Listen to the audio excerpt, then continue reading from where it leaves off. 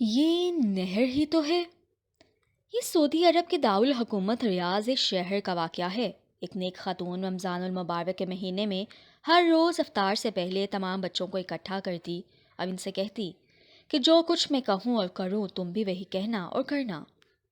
پھر وہ دعا کے لیے ہاتھ اٹھاتی اور کہتی، الہی ہمیں اپنا گھر عطا کر جس کے آگے ایک نہر ہو۔ تمام بچے بھی ہاتھ اٹھاتے اور کہتے، الہی ہمیں اپنا گھر عطا کر جس کے آگے نہر ہو۔ اس خاتون کا شوہر سنتا اور ہنستا اور کہتا، اپنے گھر کی بات تو سمجھ میں آتی ہے، لیکن یہ گھر کے آگے نہر ہونے کا کیا مطلب؟ اس صحرائی علاقے میں نہر کہاں سے آئے گی؟ بیوی سے جواب دیتی، آپ کو اس سے کیا غرض؟ یہ ہمارا اور اللہ تعالیٰ کا معاملہ ہے، آپ بیچ میں مت آئیے۔ تو وہ کہتا ہے، مجھ سے مانگو، میں عطا کروں گا۔ ہم تو جو جی میں آئے گا مانگیں گے اور بار بار مانگیں گے۔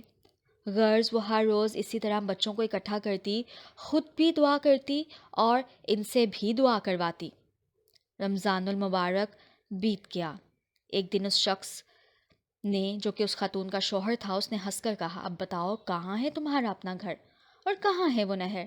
خاتون نے بڑے یقین سے جواب دیا، اللہ تعالیٰ ہمارا گھر ہمیں ضرور دے گا، وہ ہماری تمام مرادیں پوری کرے گا۔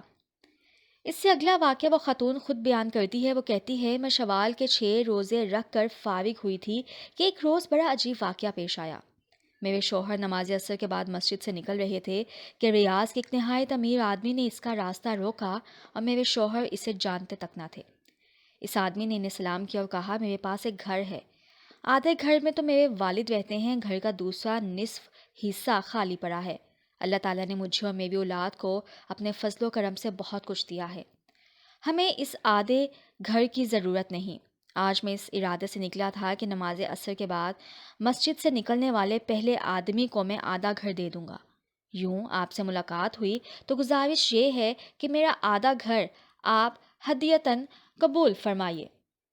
بلا قیمت مکان لیتے ہوئے ہمیں تردد ہوا۔ صاحب کہنے لگے، اگر آپ کی تسلی قیمت دیے بغیر نہیں ہوئی تو جتنی رقم آپ آسانی سے دے سکتے ہیں ہمیں دے دیجیے۔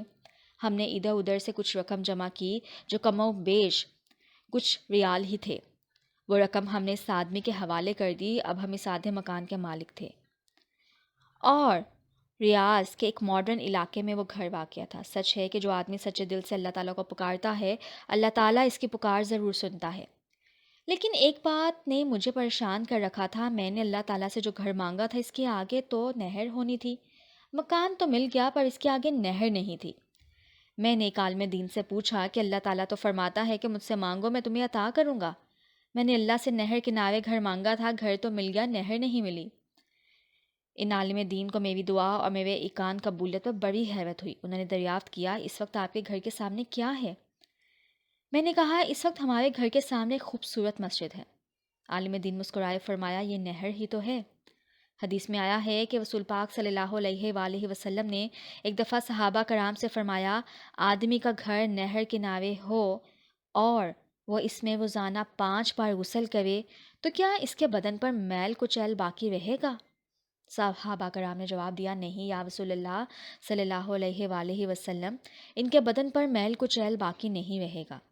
فرمایا، یہی حال 5 نمازوں کا ہے، ان کے ذریعے اللہ تعالیٰ گناہوں کو مٹا ڈالتا ہے۔ سبحان اللہ۔